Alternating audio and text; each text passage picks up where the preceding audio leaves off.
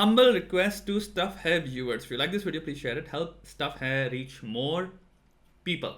Making these videos take time, and YouTube doesn't usually favor video. That's true. Subscribe करो लॉन्डे को। बहुत historians पहले और दूसरे, अगर वीडियो में दम है और जान है तो जितने लोग भी देख रहे हैं यार सब्सक्राइब करना, ऐसे लोगों को प्रमोट करो, अच्छी बात है। विश्व युद्ध को एक ही युद्ध की तरह देखते हैं, बस बीच में एक लंबे ब्रेक के साथ। 1918 को पहला ख़त्म होता है और दूसरा शुरू होता है 1939 में। इसी ब्रेक पे यह कहानी होती है पीकी ब्लाइंडर्स, पहले विश्व युद्ध के बाद और दूसरे युद्ध की ओर जाते हुए। पीकी ब्लाइंडर्स एक पीरियड ड्रामा है, चीज़ें थोड़ी फिक्शनलाइज्ड और ड्रामेटाइज ज़रूर है, लेकिन जिस हिस्टोरिकल कॉन्टेक्स्ट में कहानी हो रही होती है वो सही है। थॉमस शेल्बी उन सारे सोल्जर्स की दशा को दिखाती है जो पहले विश्व युद्ध के बाद जिंदा बच गए थे, जो वापस तो आए थे लेकिन जिस तरह से वो डिस्टर्ब थे, जिन चीज़ों को झेल के वो आए थे, जैसे उनकी मानसिक स्थिति थी और जिस तरह से समाज उन्हें उन्हीं की हालत में छोड़ देती है, ऐसे में बहुत लोगों के लिए जीना मुश्किल हो गया था। PTSD।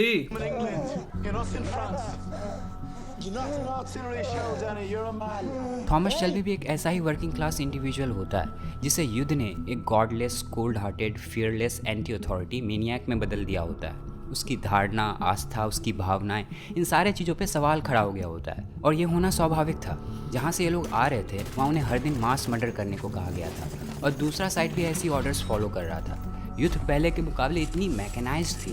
1917 मूवीज तुम्हारी देखो, थॉमस न्यूमैन का म्यूजिक है और डायरेक्टर का नाम मेरे दिमाग में आ नहीं रहा है इस वक्त, लेकिन वो भी बहुत बढ़िया डायरेक्टर है। दिस मूवी इज बहुत ही बढ़िया मूवी है 1917, एंड ऐसा लगेगा इस मूवी को देखते हुए जैसे कि तुम्हारा पूरी मूवी वन शॉट, एक ही शॉट में शूट करी गई है। दिस ऑब्वियसली बढ़िया एडिटिंग, मतलब कि आपने ट्रिक यूज करी है एडिटिंग की, ऐसे कि कहाँ कट किया उन मोमेंट्स में जहाँ पे इतना गजब तरीके से कट है कि आपको पता नहीं चला कि कट था। बट ऐसा पूरी मूवी में चलता रहेगा ऐसे तुम इनके साथ चल रहे हो कंटिन्यूटी में। मानो फर्स्ट वर्ल्ड वॉर में लड़ाई मशीन और मानव के बीच में भी हो रही। इतना अनइवन बैटल पहले कभी देखा नहीं गया था। इस स्तर पे इंडस्ट्रियलाइज्ड किलिंग पहले कभी हुई नहीं थी। First world war is the first mechanised slaughter of man. और ऐसे जगह से आने के बाद उन्हें उनके ही हालत में छोड़ देना जैसे कभी कुछ हुआ ही नहीं, और ये एक्सपेक्ट करना कि सब वापस अपनी ज़िंदगी में लग जाएंगे, तो ये गलत एक्सपेक्टेशन था। लॉलेसनेस बढ़ी, क्राइम्स बढ़े, अथॉरिटीज़ और रूल्स के प्रति डिसरिस्पेक्ट बढ़ी, और थॉमस शेल्बी भी इसी दिशा में आगे बढ़ना शुरू करता है। He is a criminal, a murderer. उसका धंधा पानी लोगों को डरा धमका के चलता है। How many fathers, right? How many sons, yeah? Have you cut, killed, murdered, fucking innocent and guilty, just sent straight to fucking hell, ain't you? Just like me! हम उसके कुछ चीज़ों को अलग करके अप्रिशिएट कर सकते हैं, और ऐसी बहुत चीज़ें भी हैं उसमें जो हमें ना ही हो तो अच्छा है, लेकिन उसमें इन चीज़ों का संगम एक कॉन्ट्रडिक्शन पैदा करता है, एक अलग कॉन्फ्लिक्ट पैदा करता है उसके नेचर में। किलियन मर्फी जिस तरह से इस कॉन्ट्रडिक्शन को प्ले करता है, ही इज़ मैग्निफिसेंट। इस वीडियो में हम थॉमस शेल्बी पे बात करेंगे, उसके व्यक्तित्व को अलग अलग करके समझने की कोशिश करेंगे, उसे साथ भी देखेंगे, उसके कॉन्ट्रडिक्शन को समझेंगे, उसके मन में चल रही दुविधा और बेचैनी को महसूस करेंगे। वो जाना कहाँ चाह रहा है ये जानने की कोशिश करेंगे। इस वीडियो में हम थॉमस शेल्बी के 5 रूल्स के बारे में बात करेंगे। 5 rules of Thomas Shelby. Okay, so far बढ़िया वीडियो है, वेरी लाइक पेसिंग बहुत मस्त है, and so far what I am saying is like it's made by a person जो कि ग्रेविटी ऑफ मैसेज को समझता है। यानी कि कभी कभी क्या होता है, हम मैसेज की एक्साइटमेंट में या फिर एक वीडियो बनाने की एक्साइटमेंट में ये भूल जाते हैं हम मैसेज क्या दे रहे हैं, और हम हो सकता है बहुत सारे एस्पेक्ट्स जो कि रोमांचक ना हो और नेगेटिव हो इन नेचर, उनको ग्लोरीफाई करने लग जाते हैं। देयर इज आई गेस मेरे अंदर एक हल्का सा हमेशा एक परसेंटेज ऑफ स्केप्टिसिज्म रहता है जब मैं ऐसे चैनल से फिर ऐसे चीज़ों में रिएक्शन पे भी लोगों को मैं सुनता हूँ कि कहीं भी गलती से वो ना हो, there is some sort of glorification कि हम इसको बैड एसिड की तरह दिखाएं, या फिर हम ये दिखा दें इसकी एस्कुलिनिटी का ये वो है, और हम काइंड ऑफ वायलेंस या फिर एक तरह का टॉक्सिक बिहेवियर, बहुत ही दो कौड़ी की चीज़ें कभी कभी हो सकता है लोग प्रमोट करने लगे इन द नेम ऑफ की coolness. So I am very happy to see जिस भी इंसान ने वीडियो बनाया है, दे उनमें एक धैर्य है और वो कंसिडरेशंस ये एक्सटेंड कर रहे हैं कि हम जिनको कर रहे हैं बट ये मद्देनजर रखते रखो ये इंसान डीपली फ्लॉड है, which I appreciate. So far I like this. Number 1, he always plays on the offense. 2 चीज़ हम दूसरों में बहुत एडमायर करते हैं, स्पेशली फिल्मों में। पहला सेल्फलेसनेस और दूसरा फियरलेसनेस। चाहे हम में खुद ये चीज़ होना हो, लेकिन दूसरों में देखने में अच्छा ज़रूर महसूस होता है। इनफैक्ट ये हम में नहीं है, इसीलिए दूसरों में इतना अच्छा लगता है, इतना हम सेलिब्रेट करते हैं ऐसे लोगों को। थॉमस शेल्बी को सेल्फलेस तो नहीं कहेंगे, लेकिन फियरलेस तो वो था, और ये चीज़ आती है उसके मौत के एक्सेप्टेंस से। थॉमस को पता चल जाता है ज़िंदगी की फ्रेजिलिटी के बारे में, इसकी टेम्पररी नेचर के बारे में, आज है और कल नहीं। वो वार में देख चुका होता है इंसान किस चीज़ से बना होता है, मीट कोटेड स्केलेटन। कभी कभी बैटल फील्ड पे लोग मौत के इतने करीब से होकर वापस आते हैं जैसे उनकी दूसरी ज़िंदगी हो। थॉमस अपने लाइफ को तो एक्स्ट्रा टाइम की तरह देखता है। जिस तरह से वो पर्सनल सेफ्टी को रिस्क में डालता है, बिजनेस डील्स के लिए वो जिस तरह से अपनी जान को दाव पे लगाता है, he can go to the extremes. उसके अंदर मृत्यु का भय नहीं है, चाहे वह कितनी मुश्किल और लाचार परिस्थिति में ही क्यों ना हो, लेकिन वो कोशिश हमेशा फ्रंट फुट पे ही रहने का करता है। He doesn't usually bend under pressure. You did the right thing, John. Now we go on the offensive. We take 2 of the Changreta pubs. We take them tonight. That's it. Oh, right. For Christ's sake, why? Hey! Why? Why? Because we fucking can! Because we fucking can! And if we can, we do! And if we lift our heel off their necks now, they'll just come at us! कभी कभी तो लगता है जैसे वो समाधान नहीं समस्या खोज रहा हो, जैसे इस चीज़ की उसको ज़रूरत हो। उसके हरकत से तो यही लगता है कि वो वार से तो वापस आ गया है, लेकिन उसका मन अभी भी वहीं फंसा है। ओशो ने बहुत सही कहा कि अगर आप किसी के जीवन से सारी समस्याओं को ख़त्म कर दो तो वो आपको कभी माफ़ नहीं कर सकेगा।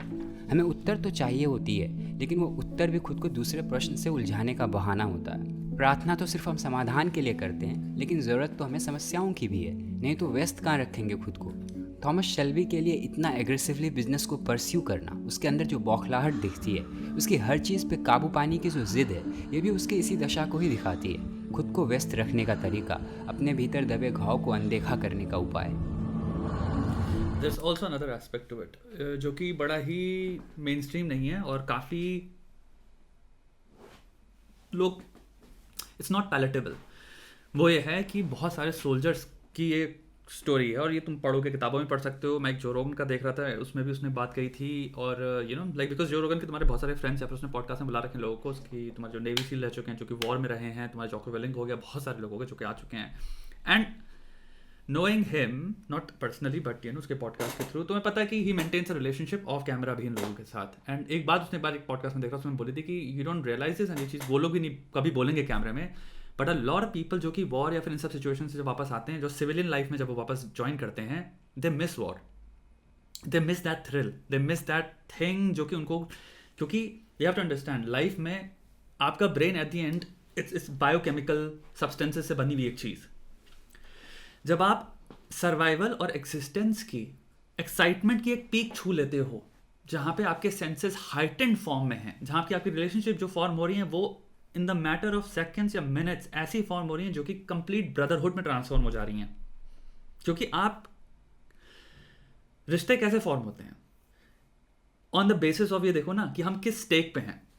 अगर लाइफ के जो 2 स्टेक बचे वो है लाइफ और डेथ, तो आपके पास टाइम नहीं है टेस्ट करने का कि मैं तुम्हें 2 साल या 2 महीने या 3 हफ्ते दूंगा और फिर हम देखेंगे ये टेस्ट के थ्रू कि ट्रस्ट बिल्ड हो रहा है कि नहीं हो रहा। वो टेस्ट इमीडिएट है और स्टेक इतने हाई हैं कि आपको 2 मिनट में पता चल जा रहा है, ओके मैं इस पर ट्रस्ट कर सकता हूं क्योंकि ये मेरे लिए मरने को तैयार है। खत्म बात। वो बॉन्ड, वो ब्रदरहुड, वो टाइम, वो एक्साइटमेंट, वो अब कोई भी पर्सनालिटी ले लो या फिर कोई भी इंसान ले लो जिसका behaviour high risk taking behaviour है, जो कि स्पेशली मैं कहूँगा जो कि प्रॉस्पर करते हैं या थ्राइव करते हैं ऐसे मोमेंट्स में, ऐसी सिचुएशन में, war, you know conflict ends में, who find a purpose in that, उनके लिए सिविलियन लाइफ में कितना हार्ड हो जाएगा उस चीज़ को रिपीट करना, उस चीज़ को रिपीट नहीं करना, उस चीज़ को रेप्लिकेट करना। How to recreate that sense of purpose, that sense of absolute meaning जो तुम डिराइव कर रहे हो, क्योंकि तुम्हारा मिशन तुम्हारे दिमाग में क्लियर है, ABC चीज़ें क्लियर हैं, तुम्हारा ब्रदरहुड पूरा पैनल क्लियर है, प्लस स्टेक में क्या है। अगर तुम हाई रिस्क टेकिंग बिहेवियर रखते हो, लाइफ और डेथ एग्जीक्यूशन लेवल पे तुम जिस खेल रहे हो, वो तुम, आई डोंट थिंक दुनिया में कोई भी ऐसी चीज़ रही इन सिविलियन लाइफ जो कि आपको फील कराएगी। So they feel very lost, so they constantly chase after you know some sort of thrill. And ये बहुत बड़ी चीज़ है जो कि नॉर्मली लोग बात नहीं करेंगे, but there is that sense of adventure and there is the sense of seeking out that violence again.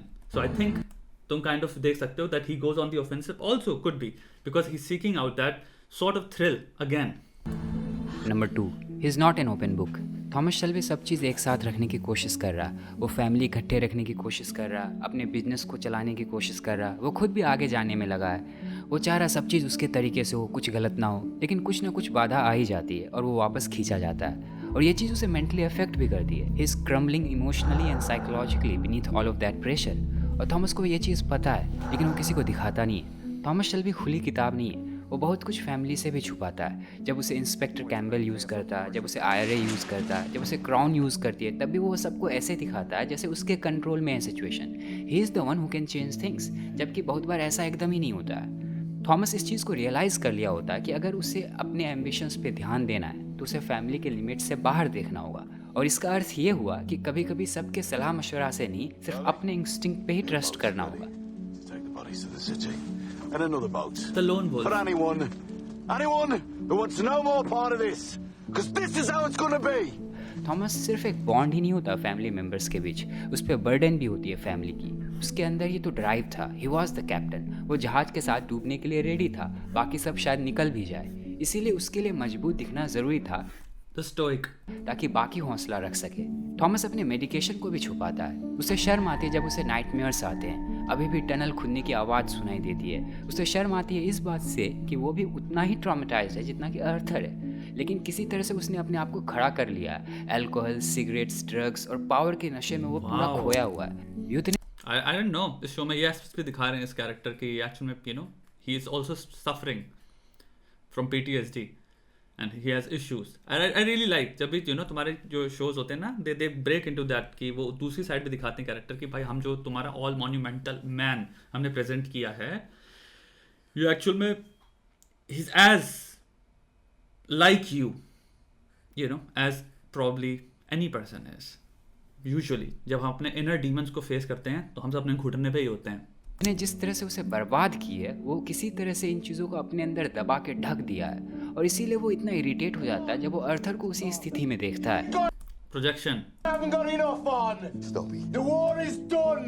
Shut the door on. So in this scene, अगर मुझे पता नहीं है, it's more like you can even see in the acting. See, this is why brilliant actors are fucking brilliant. मैंने ये show नहीं देखा, but in this scene I can just see he's the जो लाउडनेस है ना उसकी voice की, वो दो वे में जा रही है। एक वो अपने भाई को बोल रहा है वो सेम चीज़, लेकिन ये चीज़ सेम वो अपने आप को भी बोल रहा है। Shut the door on it like I did. अक्सर जिस चीज़ को हम खुद के अंदर दबा के रखे होते हैं ज़बरदस्ती, वो चीज़ हम दूसरों में देख के जल्दी भड़क भी जाती है। इसको प्रोजेक्शन कहते हैं। हम खुद को तो उस चीज़ से मुक्त नहीं कर पाते हैं, लेकिन अनदेखा करने का तरीका ज़रूर खोज लेते हैं। और जब वो चीज़ हम दूसरों में देखते हैं तो वहाँ हमें अपनी भी वनरेबिलिटीज़ दिखाई देती है, इसीलिए हम इतना चिड़चिड़ा जाते हैं। What you see in others is the reflection of yourself. Number 3. He is the master ये of his प्रोजेक्शन नहीं ego. होता, but I understand what he's saying. Shelby family में 3 मेन पिलर। ऑल्सो मैं एक बात कहना चाहूँगा, जो यहाँ पे बात हो रही थी, सेकंड पॉइंट था, it also kind of reflects तुम्हारा the last to last generation of man. So तुम्हारा 20 से लेट्स जस्ट से कह लो 90s तक मैस्कुलिनिटी लार्जली, नॉट इंडिया में, एक्चुअल में इंडिया में भी इट मैस्कुलिनिटी या फिर किसी भी तरह के जब आप ग्रुप को स्टडी करते हो तो आपको उससे डायरेक्टली कॉन्ट्रास्ट में करना है या फिर कंपैरिजन में देखना है विद इकोनॉमिक्स। इकोनॉमिक्स बताती है आपको एक्चुअल में रियलिटी क्या है। तुम्हारा 20s 30s 40s में प्रिडोमिनेंटली जो क्लास थी आदमियों की, वो सॉफ्टवेयर इंजीनियर नहीं थे, वो AI में काम नहीं कर रहे थे, सॉफ्टवेयर डेवलपमेंट में काम नहीं कर रहे थे, वो फाइनेंस में काम नहीं कर रहे थे, मतलब कर रहे थे फाइनेंस में भी, बट मोस्ट जॉब्स जैसे आज की जो जॉब्स हैं कि इंसान लैपटॉप पे बैठा है, and I would say 60 to 70% इंसान आज का काम जो कर रहा है वो लैपटॉप पे कर रहा है। 30% जो इंसान रह गया है वो है तुम्हारा वर्किंग क्लास मैन, जिनको हम कहते हैं। और ये जो बातें कर रहे हैं ये हैं trades of a working class man, जो कि तुम्हारे 20s 30s से चलता आ रहा था, because the largest population back in the day wasn't जिसके पास बहुत हाई डिग्रीज हैं या फिर बैचलर्स भी होना बहुत बड़ी बात होती थी। Most people didn't go to college या यूनिवर्सिटी, उन्होंने तुम्हारा सेकेंडरी स्कूल खत्म किया and then they did jobs, और नॉर्मल जॉब से भी वो घर चला रहे थे। दैट्स व्हाई डेवलप्ड नेशंस थे, क्योंकि वेजेस या जो भी था it wasn't that hard. And working class man का मैस्कुलिनिटी की डेफिनेशन में ये सारे ट्रेड्स हुआ करते थे तुम्हारे। स्टोइक हो गया, हम अपने इमोशंस नहीं दिखाएंगे यानी कि अपने अंदर रखेंगे। प्रोवाइडर हो गया, हम अपने घर को प्रोवाइड करते हैं, इसको मैस्कुलिनिटी में कहा जाता है। तुम्हारा मैं सेल्फ सैक्रिफिशियल मैस्कुलिनिटी वाली चीज़ हो गई, एग्रेशन, डोमिनेंस। तो तुम देख सकते हो तुम्हारा एक वर्किंग क्लास जो इथॉस है वो इस शो में उसकी एपिटमी तुम्हें दिख रही है, जो back in the day exist करता है, जो आज के टाइम में काइंड ऑफ अ मिक्स और मैच होकर गायब हो चुका है ऑलमोस्ट, ये अब एग्जिस्ट नहीं करता, क्योंकि जॉब्स ने, इकोनॉमी ने कम्प्लीटली चेंज कर दिया है। On the contrary working class man इस वक्त अमेरिका में सबसे ज़्यादा डिसएनफ्रेंचाइज लोग हैं, बिकॉज इनकी जॉब्स ऑटोमेशन, AI, जितनी भी नई टेक्नोलॉजी आ रही है, एक्चुअली इनकी जॉब्स जा रही हैं। जो भी लोग समझ लो एक टाइम पे जो तुम्हारी 60s 80s 90s में तुम्हारी बैकबोन हुआ करती थी, मैन्युफैक्चरिंग सेक्टर, ये सेक्टर वो सेक्टर, उसमें ये वर्किंग क्लास मैन काम करते थे, ठीक है। तुम्हारी तुम फैक्ट्रीज में काम कर रहे हो, इंडस्ट्रीज में काम कर रहे हो, तुम्हारा ये काम वो है, हाथ का काम है, चीज़ें लिफ्ट कर रहे हो, मशीन्स ऑपरेट कर रहे हो। एंड आज की जो टेक्नोलॉजिकल लेडन दुनिया है, उसमें ये जॉब्स की कमी कम होती जा रही है। तो ये बहुत बड़ी एक पॉपुलेशन है, specially in America and UK, इन सब कंट्रीज में। I don't know UK, but America में है, which is very disenfranchised. And that's वहाँ पे तुम्हारी ये डिबेट भी आती है वाइट प्रिविलेज की, क्योंकि these are mostly white man, जो कि तुम्हारे न्यूयॉर्क या फिर ऐसी तुम्हारी बिग सिटीज से नहीं है, बट स्मॉलर सिटीज, तुम्हारी मोर मैन्युफैक्चरिंग या फिर वैसी जो स्टेट्स होती हैं, वहाँ से हैं ये लोग। और ये ऑलरेडी फील कर रहे हैं अबैंडन्ड। और ये जितने भी जो क्वालिटीज़ हैं जिन पे हम बात कर रहे हैं पुराने मर्दों की, वो काइंड ऑफ उनकी वैल्यूज समाज भी नहीं कर रहा, वो भी बदलती जा रही हैं, क्योंकि मर्द के रोल चेंज हो रहे हैं। So anyway, you can see like this is a very big reflection या फिर good reflection of masculinity back in the 20s 30s में जो चीज़ को हम प्रेस किया करते थे। पिलर होते हैं जो फैमिली को खड़ा रखता है, या बोल सकते हो 3 legged स्टूल। और ये 3 हैं, Thomas, Polly, Arthur. Polly is the heart, Arthur is the body and Thomas is the brain. He is the thinker, strategist. लेकिन ऐसा नहीं है कि थॉमस सिर्फ इंटेलेक्चुअली ही कैपेबल होता है, वो अर्थर से कम पागल नहीं है, लेकिन फिर भी वो अर्थर नहीं है। थॉमस इमोशनल भी रहता है, लेकिन वो पॉली नहीं है। थॉमस भी एग्रेसिव रहता है और अनस्टेबल भी, लेकिन फिर भी वो इम्पल्सिव नहीं रहता है। ऑजवल्ड मॉजली ने बहुत सही डिस्क्राइब किया था टॉमी को, irrational frenzy controlled by reason and self reflection. He is the master of his ego. कभी कभी वो अपने अहंकार को खा सकता है, अपने प्लानिंग के अकॉर्डिंग चीज़ों को करने के लिए वो झुक सकता है, वो अपने आप को वनरेबल दिखा सकता है अगर उससे उसकी जीत हो। जो उसके साथ विश्वासघात किया हो, वो उसके साथ फिर से डील कर सकता है अपने गुस्से को घूंट के, इफ़ इट हेल्प्स। और ये इतना कॉमन नहीं है इस तरह के लोगों में, पावरफुल लोगों में, अपने को छोटा दिखाना। ईगो तो इनके हर एक हरकत में दिखती है, जिस तरह से लोग बात करते हैं, बैठते हैं, उठते हैं, ड्रिंक करते हैं। एक अलग ही क्लास, एक अलग ही रुतबा। इनके अहंकार को चोट देना मतलब मुसीबत को निमंत्रण देना है। हर ग्रुप अपने राइवल और बाकी गैंग के सामने अपने स्टेटस को मेंटेन करके रखता है, लेकिन थॉमस अपने फ़ायदे के लिए इन चीज़ों के पार भी देख सकता है। जब भी वो डील्स करता है या पहली बार किसी से मिलता है, अपने दुश्मन से मिलता है, तो वो खुद को प्रिसाइज तरीके से कंडक्ट करता है, पूरे कैलकुलेटेड तरीके से। वो ज़रूरत से ज़्यादा मुँह से निकालता नहीं है। No opinions, no arguing, just straight facts focused on getting things done. You know why? Because emotions give way more या फिर much away। जो कि तुम लॉजिकली कैलकुलेटेड चीज़ें बोलोगे, या फिर तुम सिंपल येस और नो अगर रख रहे हो, या फिर तुम उतनी आंसर करो जितना रिक्वायर्ड है उस मोमेंट में। इमोशंस बहुत ही डेंजरस एक्सप्रेसिंग डिवाइस होते हैं। ऐसे समझो, अगर तुम किसी नेगोशिएशन में बैठो, किसी टेबल में बैठो, कोई तुम एक सेल्स पर्सन भी अगर तुम्हें चीज़ बेचने आया है, अगर तुम्हारी आंखें तक बोल पा रही हैं कि तुम इंटरेस्टेड हो, तो सेल्समैन को तुमने कुछ वर्ड भी नहीं बोला, उसको पता मिल गया है कि कहाँ पर ट्रिगर है, तुम्हारा इंटरेस्ट है, मुझे कहाँ प्रेस करना है।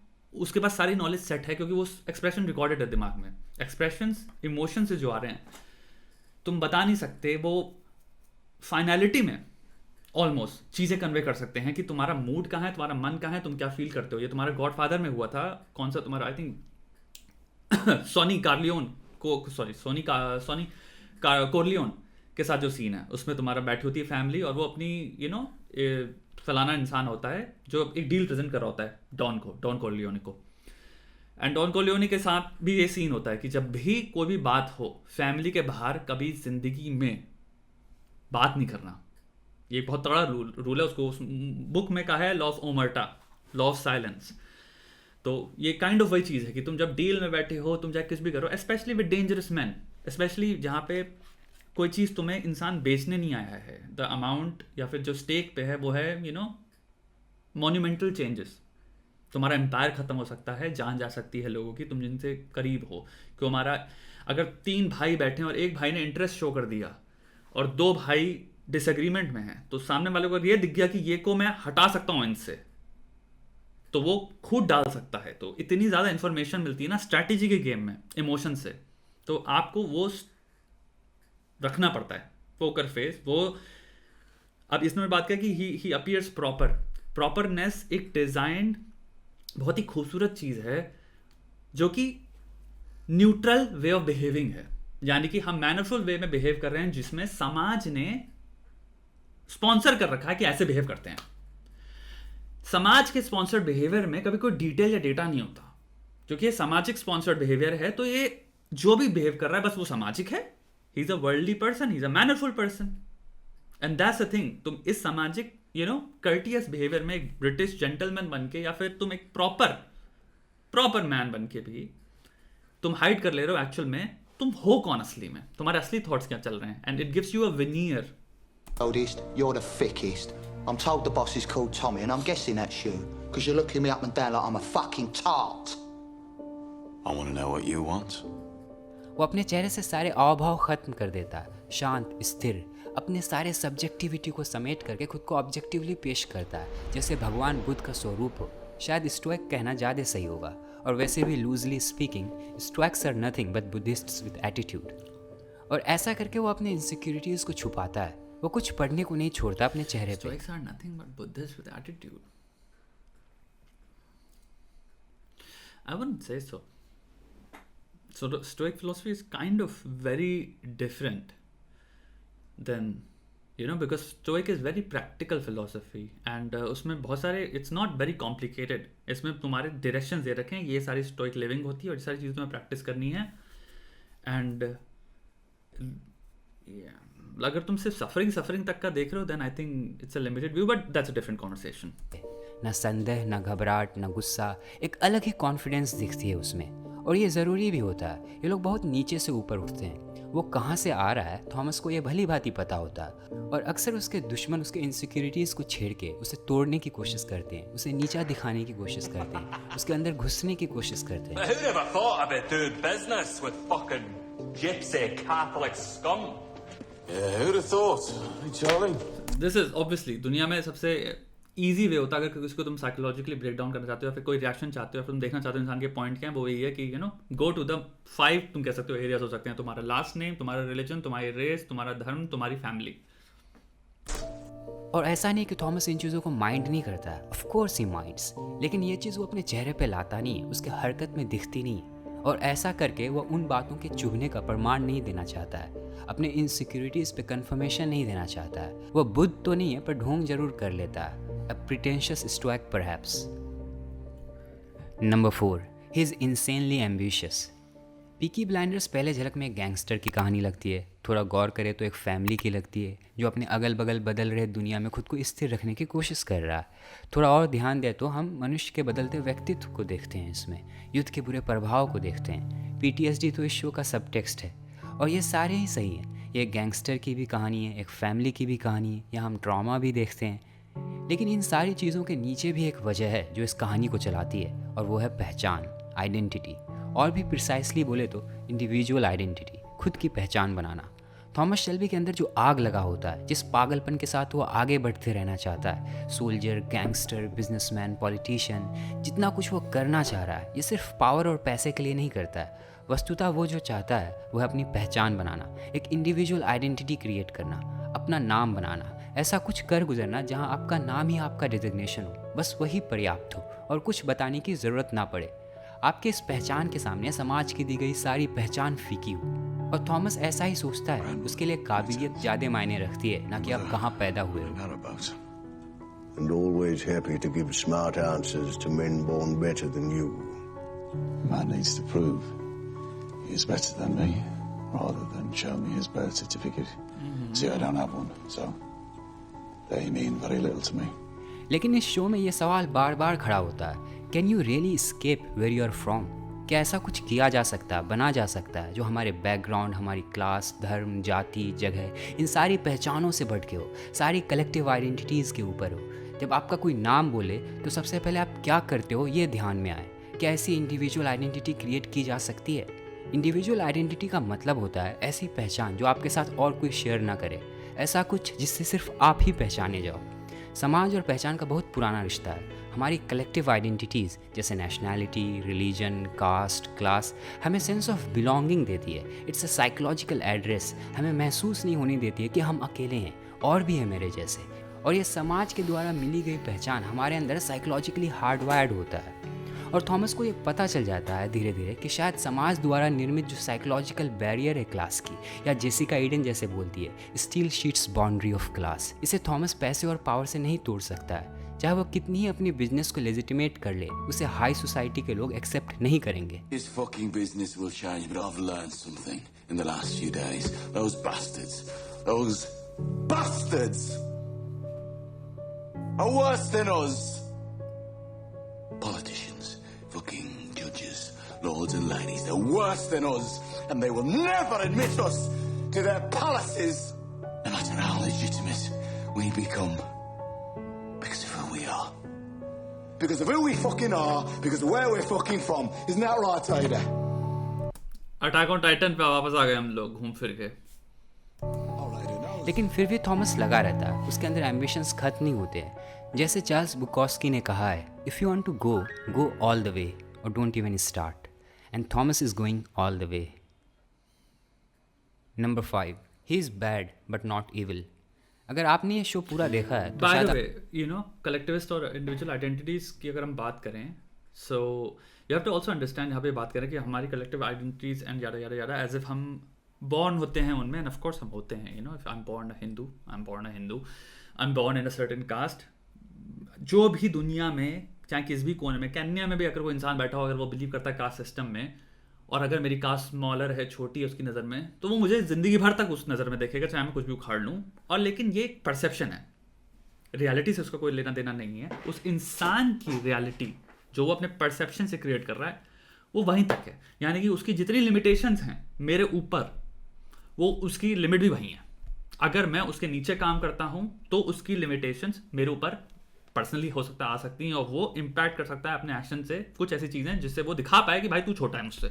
यानी कि वो भाई हो सकता है, यू नो, किसी तरह से प्रेजुडिशियल वे में ट्रीट कर सकता है, डिस्क्रिमिनेट कर सकता है, ये सब कर सकता है। लेकिन आपको एक चीज़ और भी मखनी है कि ये सिर्फ प्रोसेस इस तरफ नहीं जा रहा कि हम पैदा हुए हैं और हम एक कलेक्टिव आइडेंटिटी या फिर सिंपल का ग्रुप आइडेंटिटीज़ में जा रहे हैं। इंसान बाय नेचर पैदा होता है जीने के लिए, सर्वाइव करने के लिए, थ्राइव करने के लिए ग्रुप आइडेंटिटीज में भी। Man by nature is a social animal. तो मैन को अगर तुम इंडिविजुअल आइडेंटिटी में अगर कोने में रख दो ना, तो भी बहुत भयंकर लेवल पे प्रॉब्लम्स हैं। श्योर, इकोनॉमिकली हमें इंडिविजुअलिस्टिक होना चाहिए, ऑटोनॉमी हासिल करनी चाहिए, कॉम्पिटिटिव होना चाहिए, ताकि हम अचीव कर पाएं बढ़िया अपना बेस्ट, जो भी हमारा पोटेंशियल है, ये सब जो भी बातें होंगी, मतलब जितना हम कर पाएं अचीव, जितनी उड़ान मार पाएं। लेकिन दूसरी चीज जो आती है सोशली, वो एक दूसरा गेम है। वहां पे हमें मे बी कोऑपरेटिव होना है, मे बी फैमिली ओरिएंटेड होना है, मे बी रिलीजन ओरिएंटेड होना है, मे बी हमें एक ऐसा समाज चाहिए, कम्युनिटी चाहिए, जब मैं घर पे आऊं और मैं खाना खा रहा हूं तो टेबल में कुछ ऐसे लोग बैठे हैं जो एक दूसरे से प्यार करते हैं। तो पता नहीं है खुशी इससे जो है, और फिर जब इससे मिल रही है, जो दोनों चीजें मैंने कही, वो दोनों बनाते हैं तुम्हें एक्चुअल में खुश इंसान। इसीलिए बाय नेचर आइडेंटिटीज सीख भी करता है। तुम ढूंढोगे, अगर मैं फॉर एग्जाम्पल पांडे हूं, I am just using that, ठीक है, एंड उस पांडे को लेके मैं अगर पंडित, एक सोशल ग्रुप दिख रहा है मेरे को, and they are very close, ठीक है, the reason why I will kind of simultaneously, let's just say ये सिर्फ हम एक एग्जांपल यूज कर रहे हैं, इसको प्लीज सीरियसली मत लेना, ठीक है। लेट्स जस्ट से मैं पंडित हूं, ठीक है, और एक ग्रुप है हम लोग का, सोशल ग्रुप, ठीक है, लेकिन उस ग्रुप के अंदर कुछ चीजें ऐसी भी हैं जो मुझे अच्छी लगती हैं, क्योंकि लेट्स जस्ट से उनमें कुछ ऐसी बातें होती हैं जिसमें वो लोग डाउन कर रहे हैं कास्ट को दूसरे की, यू नो, ये वैसी कास्ट है, वो छोटे हमसे, वो छोटे हैं, let's just say that there is a high chance कि तुम उन बातों को इग्नोर करो, बट तुम उस ग्रुप को ना छोड़ना चाहो, बिकॉज द बेनिफिट जो हैं वो एग्जिस्टेंशियली तुम्हारी मेंटल हेल्थ में जो तुम्हें दे रहे हैं, प्लस तुम्हारी लाइफ के बेनिफिट्स, अपॉर्चुनिटीज में, इंफॉर्मेशन में, फैसिलिटेशन ऑफ तुम्हारे अपॉर्चुनिटीज एंड इंफॉर्मेशन, अपॉर्चुनिटीज तुम्हारी लाइफ में क्रिएट हो रही है बिकॉज ऑफ दैट ग्रुप, तुम्हें हेल्प कर रहे हैं, तुम्हारी नेटवर्किंग हो रही है, बेनिफिट्स एक ग्रुप में रहने के इतने ज़्यादा होते हैं कि मानो या ना मानो, इंसान eight the end of the day जिस भी कलेक्टिव आइडेंटिटी में पैदा हुआ है उसको अबैंडन ना करते हुए अगर उसको बेनिफिट देख रहे हैं, वो प्रेफर भी करता है जाना. नॉट जस्ट बिकॉज तुम्हारा सोशल कैपिटल है. सोशियोलॉजी में इसको कहते हैं सोशल कैपिटल, कि हमारे सोशल ग्रुप्स में सोशल कैपिटल है. Not just because of that, but because हमें एक्सेप्टेंस मिलता है. Man, humans are social animals. तुम्हें नहीं पता हम किस लेवल पे secure, safe, alive, happy, meaningful feel करते हैं जब हम एक ग्रुप में होते हैं और हमें ग्रुप में एक्सेप्टेंस मिल रहा होता है और हम कहते हैं हाँ I am part of this. इसलिए क्रिश्चियनिटी में तुम्हारे हर संडे जब वो मास जा रहे होते हैं, एक रीजन है जो जा रहे हैं उनके अंदर तुम्हें दिखेगा एक खतरनाक लेवल पे सिम्बायोटिक, नॉट सिम्बायोटिक, गलत बोल दिया मैंने, एक ऐसी रिलेशनशिप जहां पे दूसरे को वो हेल्प कर रहे हैं और मॉरली सपोर्ट कर रहे हैं, इमोशनली सपोर्ट कर रहे हैं, आपको सपोर्ट सिस्टम मिल रहा है, आपको अपॉर्चुनिटीज मिल रही हैं, मतलब हर चीज में वो हो रहा है. और लेकिन वो उस ग्रुप के लिए लिमिटेड है. सेम चीज आपको अलग अलग तरह के ग्रुप में दिखते रहेंगे. इसलिए कम्युनिटी इंसान बाय नेचर अट्रैक्टेड होता है. तो it goes both way. We not only feel कि हम एक आइडेंटिटी में ट्रैप्ड हैं, we are also dangerously identity seeking and identity relying beings. Identities जो कि ग्रुप रियलिटीज हैं या ग्रुप आइडेंटिटीज हैं. तो आपने नोटिस किया होगा कि जैसे जैसे कहानी आगे बढ़ती है वैसे वैसे थॉमस शेल्बी के पुराने स्वभाव को हम उभरते देखते हैं. फर्स्ट वर्ल्ड वॉर से पहले का थॉमस शेल्बी, जब वो इमोशनली डेड नहीं था, जब उसे युद्ध ने बदला नहीं था, तब के कुछ कुछ वैल्यूज उसमें फिर से वापस आने लगती है. जो वो अपने अंदर अब तक दबा रखा था वो धीरे धीरे खुलने लगता है. और इसकी शुरुआत होती है ग्रेस के उसके ज़िंदगी में आने से. ग्रेस नाम जानबूझकर रखा गया because she was a grace to Tommy to open up some locked emotions after war. It's not a good idea to look at Tommy Shelby the wrong way. Thomas Shelby को एक anti hero के तौर पे दिखाया गया है. Anti heroes हमारे moral ambiguity को मैग्नीफाई करता है. सही और गलत में जो हमने दुनिया को बांट रखा है उसे तोड़ता है. प्रेमचंद ने बहुत सही कहा है, कोई भी व्यक्ति अच्छा या बुरा नहीं होता है, अच्छा और बुरा होता है. थॉमस में तो बुराइयां थीं, लेकिन वो बहुत सही चीज़ों के लिए भी खड़ा होता था. वो बच्चों के लिए केयर करता था, वो रेसिस्ट नहीं था, उसे होमोसेक्सुअल लोगों से प्रॉब्लम नहीं थी. वो देखता है कि सिस्टम कैसे टूटी हुई है, स्ट्रीट गैंग से लेके पार्लियामेंट तक, और वो अपने सेल्फिश मोटिव के लिए उसे यूज़ करता है. I'm not a traitor to my class. I am just an extreme example. For a working man. For a working man. See, working class. वार के बाद थॉमस शेल्बी के लिए सही और गलत मायने नहीं रखता है. वो कोई लकीर नहीं खींचता है कि कहाँ तक क्या करना सही है और क्या गलत. वो बस करता जाता है. लेकिन जब वो ऑजवेल मॉजली से मिलता है, जब उसके इंटेंशंस को समझता है, जब उसके चारों तरफ आ रही दूसरे युद्ध की बू आती है, तब वो जाके खुद को किसी से अलग करता है. यहाँ वो अपने लिए लाइन खींचता है, maybe there is good, there is bad, but then there is evil. Thomas खुद इनिशिएटिव लेता है ऑजवेल मॉजली के खिलाफ इंटेलिजेंस डिपार्टमेंट को इन्फॉर्मेशन देने के लिए, बढ़ रहे फासिज्म के लहर को रोकने के लिए. थॉमस यहाँ से गुड गाय बनने की कोशिश करता है, शायद मॉजली के खिलाफ होके, उसके इविल इंटेंशंस को रोक के, ब्रिटेन को दूसरे युद्ध में जाने से बचा के वो अपने पुराने पापों का प्रायश्चित करना चाहता है. ए चेंज्ड मैन. लेकिन एक और वजह थी जिस कारण वो ऑजवेल मॉजली को रोकना चाहता था, और यह वजह थॉमस शेल्बी खुद था. उसके खुद के लोग भी थे लिस्ट में जिसके खिलाफ ये फासिज्म का मूवमेंट चला होता है. जब हम वर्ल्ड वॉर 2 और हिटलर के बारे में सोचते हैं तो सबसे पहले हमारे दिमाग में ज्यूज ही आते हैं जिन्हें सिस्टमेटिकली मारा गया था. लेकिन ये चीज़ एक्चुअली सभी माइनॉरिटीज़ के लिए थी. ब्लैक, गे, जिप्सी. थॉमस भी एक जिप्सी था, रोमा जिप्सी, अपनी माँ की तरफ से. शेल्बी फैमिली, ली फैमिली, ये लोग जिप्सी ही थे. और यह फासिज्म का फैलाव सिर्फ जर्मनी में ही नहीं था, बहुत जगह यूरोप में रैलीज हुई थी. इवन अमेरिका में भी 1930s में नाजीज़ की रैली हुई थी जहाँ हज़ारों के भीड़ में लोग इकट्ठा हुए थे. और ये चीज़ ब्रिटेन में ऑजवेल मॉजली कर रहा था. ऑजवेल मॉजली वॉज अ रियल पर्सन. और पीकी ब्लाइंडर्स में मिस्टर मॉजली एक परफेक्ट एंटैगनिस्ट भी रहता है थॉमस जैसे कैरेक्टर के लिए, उसके कॉन्फिडेंस को तोड़ने के लिए. ऑजवेल मॉजली के अगल बगल जो तूफान खड़ा हो रहा होता है, जो दूसरे विश्व युद्ध की तैयारी हो रही होती है,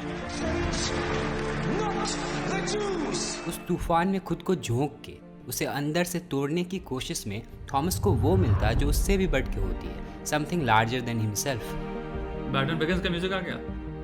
इस परिस्थिति में वो अपने पर्सनल एम्बिशंस के बर्डन से लिबरेटेड फील करता है, खुद को मुक्त पाता है अपनी आकांक्षाओं और इच्छाओं से, और एक बेहतर वजह मिलती है उसे अपनी जिंदगी को झोंकने के लिए. पर्पस. और बैटमैन बिगिंस का म्यूजिक नहीं है, it's just very close to it. Okay, Batman भी आ गया. 5 रूल्स ऑफ बैटमैन.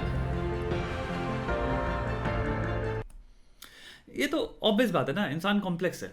इंसान कॉम्प्लेक्स है. कोई भी इंसान ब्लैक एंड वाइट नहीं होता, कोई भी इंसान कंप्लीटली इविल नहीं है. कोई भी अगर आप और भी डीपली स्टडी करने लग जाओ तो आपको इविल इंसान में भी ऐसी कुछ चीज़ें मिल जाएंगी जो आप कहोगे यार लेकिन ये चीज़ तो अच्छी थी ना इसमें, बट उस इंसान से तो ये प्यार करता था ना, इसकी तो केयर करता था ना, जानवरों की तो केयर करता था ना, आपको वो चीज़ें मिलती रहेंगी.